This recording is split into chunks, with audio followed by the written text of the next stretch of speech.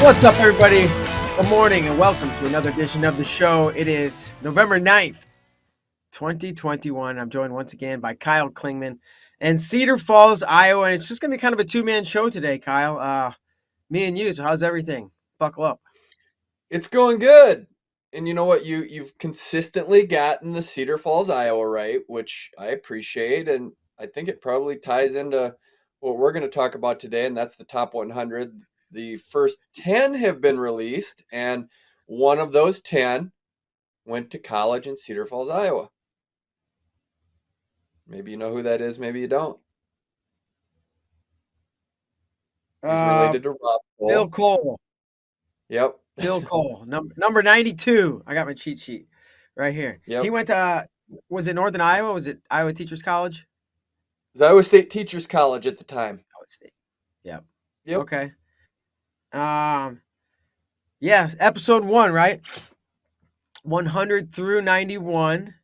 What'd you think? What'd you think, Kyle?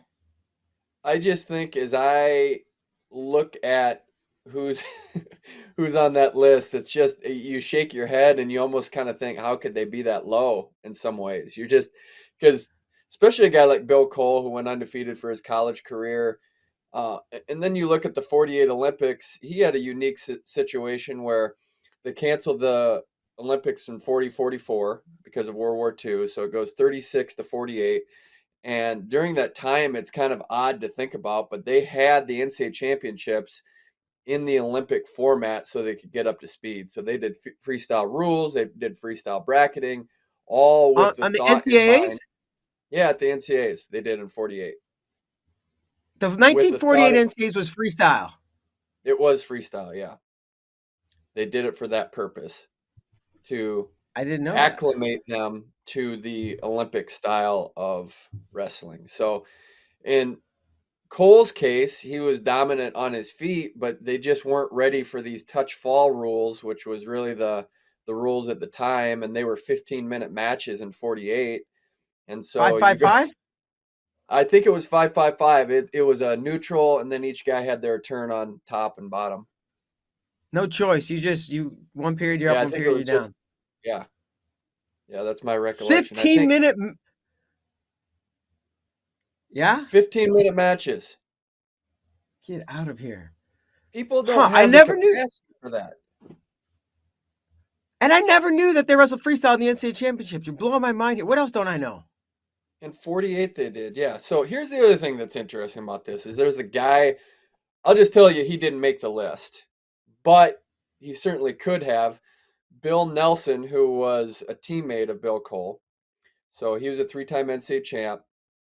He was in the 48 NCAA tournament. He actually got pulled off the mat by his athletic director because he had stomach poisoning and he wanted to wrestle. He actually lost a couple matches. So there was this rare window in that time. It's kind of like what we're going through. It's history repeating itself. So after World War II, they allowed freshmen to compete. And up to that point, you only had 3 years of eligibility, which you probably know with Gable only having 3 seasons. But they said because of after World War II, we want to give these guys an extra year of eligibility. So there was a rare window where one class got 4 years of eligibility. And there were 5 guys that could have been 4-timers. None of them did it. None of them did it. 4-time NCAA champs or 4-time All-Americans? 4-time NCAA champs. Sure. And none of them got it done. So there were some. They already had 3. Yeah, well, they had an opportunity to do 3. Or at some point they had 3. 4. Yeah. Yeah. And so you take a guy like Lowell Lang, who won it in 47, then he gets in a car wreck and then wins 2 more, and he doesn't do it. Bill Nelson wins one as a freshman. His AD pulls him off the mat, and then he wins 2 more. But in that 48, he also made the Olympic team, got injured, and his replacement got a bronze medal. So when you think about Bill Nelson, he could have been a 4-timer and an Olympic gold medal, and he for sure would have been on this list with that criteria and those credentials. But he's passed, and to his dying day, that bothered him. Wow. That bothered him to his dying day. So that's crazy. It's just, It's Good. fascinating. It's hard to believe though on that 48. It's still hard to believe that that's what they did. They implemented freestyle rules in 48. Is that the only time that you know of that the NCAA championships was in freestyle? There might have been in like one of those 36, 32, 28, one of those Olympic years in the early days. I'd have to check on that, but my recollection is maybe 36 was, but for sure I know 48 was because they canceled the NCAA tournament in 43, 45, and 46, brought it back in 47, and then we've been off to the races. And Why there's did they cancel it? Why did they cancel in those years? World War II. But there was one year World in War there II. that didn't, right? You said you like skipped over a couple, so the war got worse or better, right? You didn't Well, say consecutive years. You skipped a couple. yeah, I did. So, no, so 42, they had the NCAA tournament, and then 43, 44, 45, and then they had it 46, 47, 48 on down the road. So I Oh, may have so they had just skipped three in a row. yeah, three in a row. Yep. Okay. And then they skipped two Olympics, 40 and 44. Everybody, the whole world skipped them. Whole world, yep, completely Yeah. canceled. Yep, Okay. completely canceled. So Bill Okay. Cole started as a freshman, then went to the war, was part of the D-Day, stormed the beaches of Normandy, came back as a 23-year-old, and having conversations with Rob Cole, of course, his son, who's the coach at Stanford now, he talked about it. He's like, it was just, he built a different mentality. It's like, hey, I'm in this situation as Bill Cole in a kill or be killed mentality. The thought of a wrestling match is kind of secondary at that point. It's just like, I'm going to go out here and destroy this guy. So he's coming off killing people in World War II, and he comes back to a wrestling match. So it changes your mentality on what a wrestling match really means after you're in World War II and you're part of D-Day. Yeah, and we're always so proud as wrestlers, right? That this is the toughest thing you can do, and it's the most crueling thing. Well, maybe sport wise, but maybe Yeah, not. Maybe there are other things out in life that are a little tougher, like war, yeah. for Well, example. Steve Bannock, who is the brother of Ed and Lou Bannock, who are Olympic gold medalists, he said people talk about it's going to be a war out there in sports, or I'm going to put them through hell. He's like, you have no idea, because he was in the army. He was part of the invasion into Afghanistan after the 9/11 attacks, and he said, "Don't you dare compare athletics to war, because it's not even comparable, not Yeah. even close." Um. This is good. I'm learning new stuff. The biggest thing that blew me away is NCAA's being in. Was it 48? Was freestyle and 48, potentially maybe 36? maybe 36, but it still blows me away when I think about it. Just the bracketing system, and that's the fascinating part, is that when you do this, and I think when we did the top 100, you're going off credentials, but it's so hard, really next to impossible to compare eras. I mean, how do you compare Yeah. a 15-minute match from 48 to what was going to be a 4-minute match potentially during the ball draw Yeah. era? Yeah. It's just, how do you compare that? different different sport, right? I mean, it was a game in what was it, early 2000s or whatever, up till 13, I think, with the ball draw and a 15-minute match. While it wasn't a war, it Right. had to be pretty damn tough. Yeah. Yeah, And that's tricky. just even the weigh-in procedures, just from 24-hour weigh-ins. Gable, as a point of reference, in 1972, he had 6 matches, so went 6-0. He had to make scratch weight 5 days in a row. 5 days in a You row. think So he's you're going to be on talking this about list? all. What's that? Do you think he'll make it on this list? I think he will somewhere. Okay. I think he will Okay. somewhere. Yeah. Okay. Do you think he will? I feel like he probably belongs on it somewhere. I hope Somewhere. so. I hope he makes it. Um. Okay, so I guess the way we did it was Sion's in the window. Sion's. Stand back there. There he is. I love it. Hi, Sion. We're in the whisper booth today because I don't think it's a big secret. I hope it's not. They're doing a reality show. Did you know that about this, Kyle? Yeah, they did it in one of our meetings, one of our Yeah. flow Hopefully, dogs I or think whatever. they Yeah, had to have announced it to the public to get people to come be a part of it. But Flow Grappling is literally doing a reality show. That's why we're not in the studio.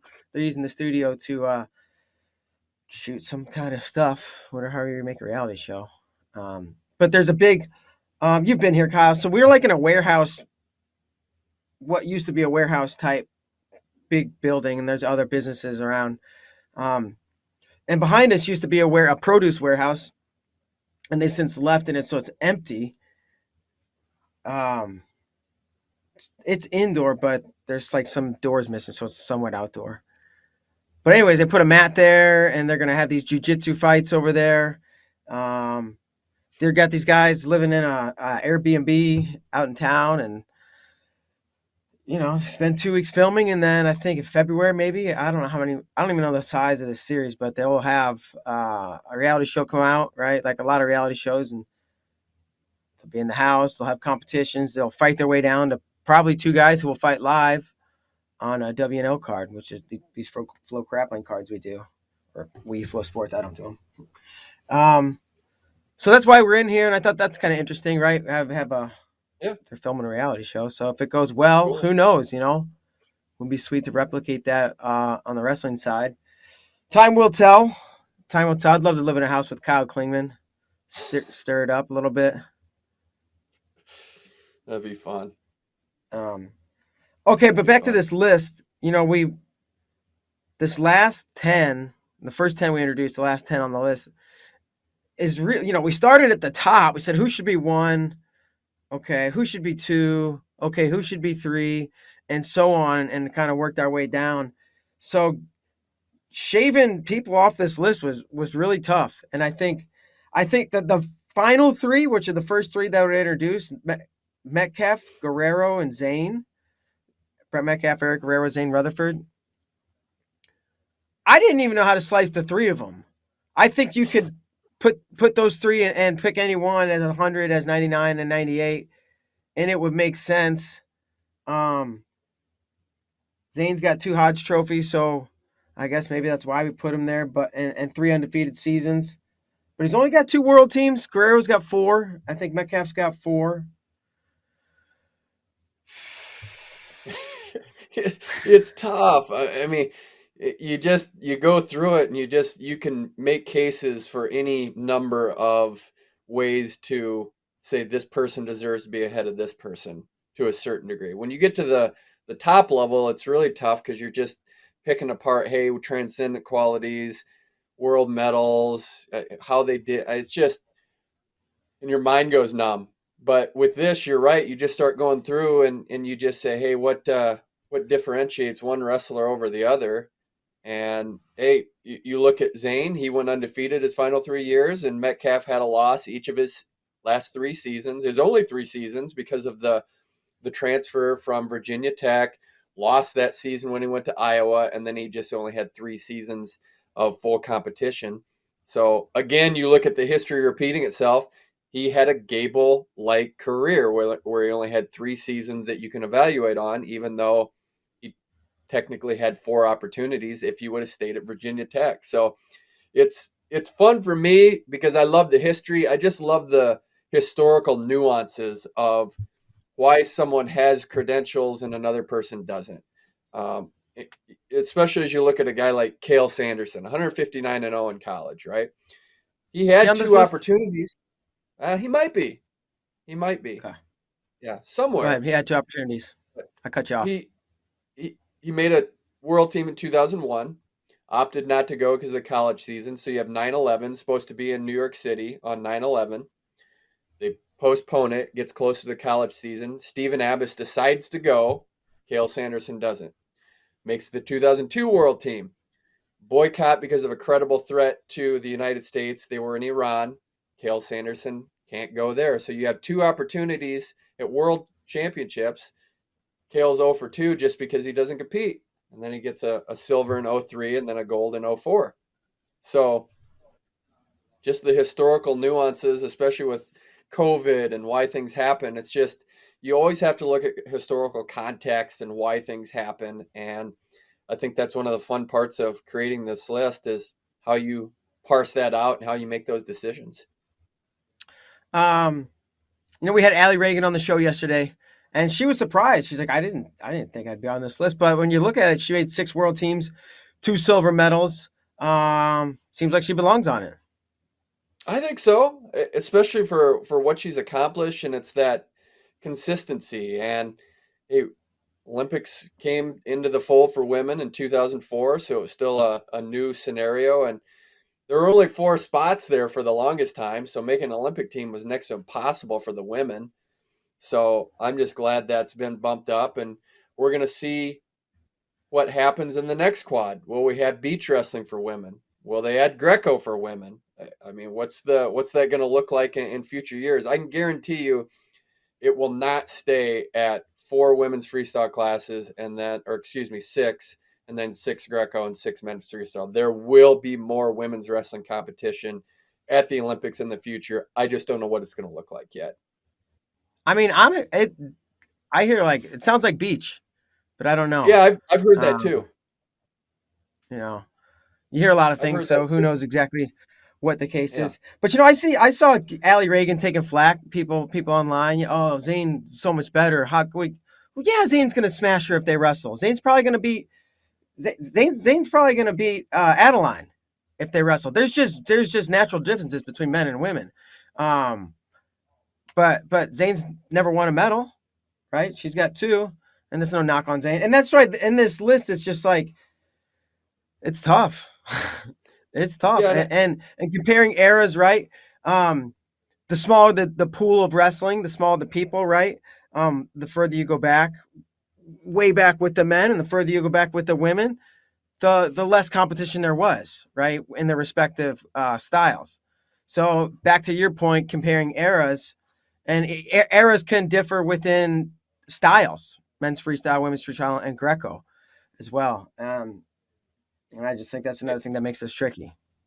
and I think we tried to make it clear when we established ground rules is that it's never about who beats who. I mean, that's Sure. not what this is about. It's not about head-to-head competition, who beats who. It's about where you fit in your particular weight class, what you have at your disposal at that time, and trying to make an evaluation. But there's early Olympic gold medalists that just can't make the cut because of what you just said there is that, hey, you're we keep going back to it. 1904, the Olympics were in St. Louis, your backyard, Yep. and the only wrestlers in the competition were Americans. So you can evaluate that as an Olympic gold medal. It's just essentially a Basically, hyped up it's U.S. basically woman. it's a national top. Yeah, exactly. Well, so where the Olympics to go back to like the Greek Olympics, right?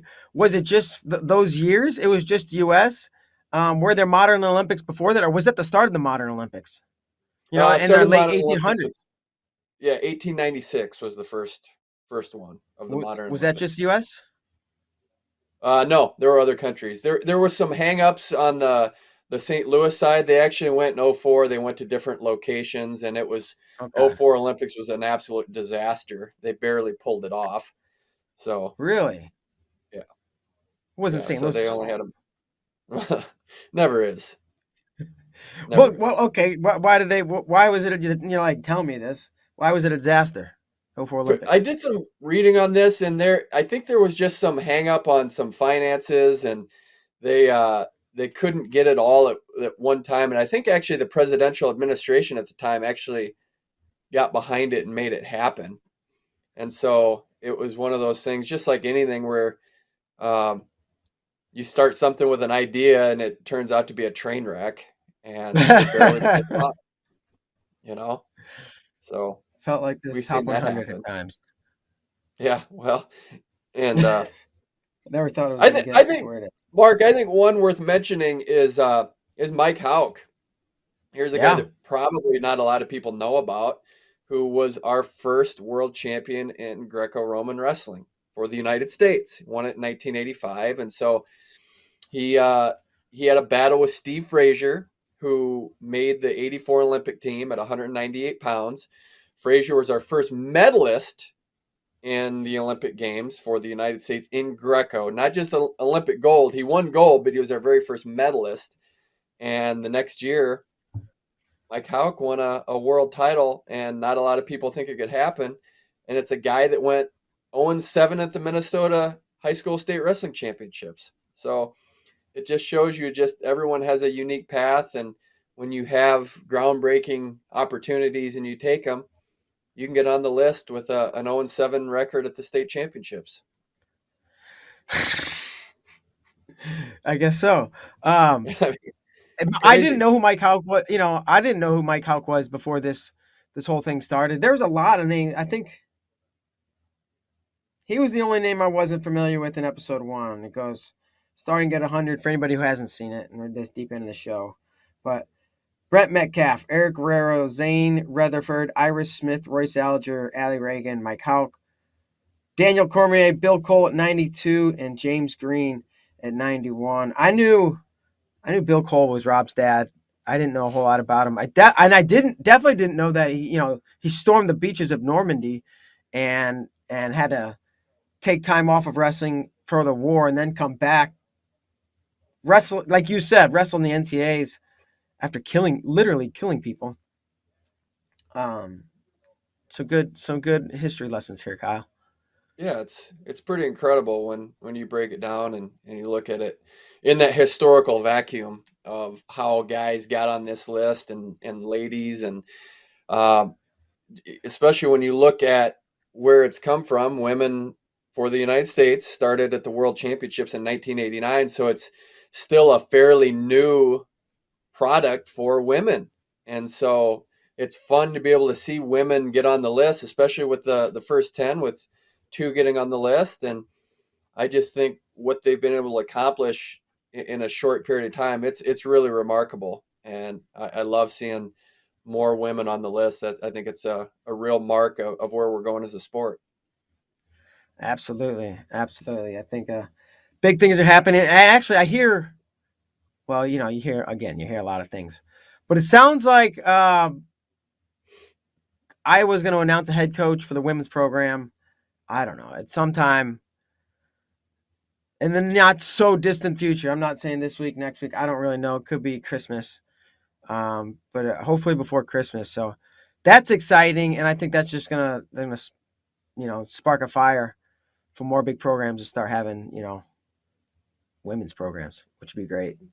I agree, man. I love seeing it, and it's fun to see what's going to happen here. I can guarantee you, I'll be getting season tickets for the Iowa women's schedule, whatever that looks like, and I just love seeing the growth, and I just want to see more D1 programs add because I think once you get that D1 level solidified, it's just going to trickle down, and you're going to get more programs on board with it. And it makes sense, I think, for Division 3 to add it because there's no scholarship. So why wouldn't you add it? You get more sports, you get more people enrolled. It just seems like a great business model too, just to add more sports. So why not? It just makes sense. And Iowa now has 10 women's college programs. Hopefully we're making strides on the high school front, get sanctioned girls wrestling in Iowa high school, but we're making progress. I love the women's wrestling movement, and we got to keep it going strong. Yeah, we got women's wrestling down here in Texas long time ago. Y'all need to catch No, up. you do, man. I mean, you did it. Hawaii, California, Texas. You guys are the trendsetters, man. It's you guys knew what you're doing long before the states that aren't getting on board, man. It's disappointing. I'm so disappointed in Iowa not having women's wrestling for sanctioned girls high school wrestling. It's a real disappointment. When you hear things sometimes where they're wrong, sometimes they're right. Is there any indication like yeah they really think it might happen next year, or they're okay within a couple of years? Because if it's, I mean, it's already been too long. But are you hearing anything? Are they talking Someone about said, it? Is there? yeah, someone said the other day, and I can't remember who said it, that there was something posted. And again, you just hear things, so I don't know how legit it is, but that we've met this threshold of the right amount of high schools that will offer girls wrestling that we can actually go to a vote and potentially add it. So I don't know if that's legit. I don't know if that's just people talking, but hopefully we're making progress, because Tom Brand's in that press conference. I don't know if you heard it. He really put it on him and said, I "Hey, did. get over it. Let's make it happen. Let's stop the talk and let's make this happen. Let's get sanctioned girls wrestling in Iowa." Tom wields a big stick. He I carries a know, big stick. and I love that. I love that. Love he's on board. Yeah. All right. Well, next episode 2 comes out this Thursday. I'm gonna start at number 90, take it through number 81. Not gonna give any away, but I'm looking at them here. It's a good list of people. Um, some people are gonna love it. Some people are gonna hate it. I don't know what to say. I mean, it's just the reality of it, man. I mean, what do you do? I mean, yeah, you can slice it anywhere you want, but wasn't that the whole point, is to get people talking? That's Yeah. why you Well, I'll do tell you. this. The first three or three of the first four people. There's an argument to be made that they don't belong on this list at all.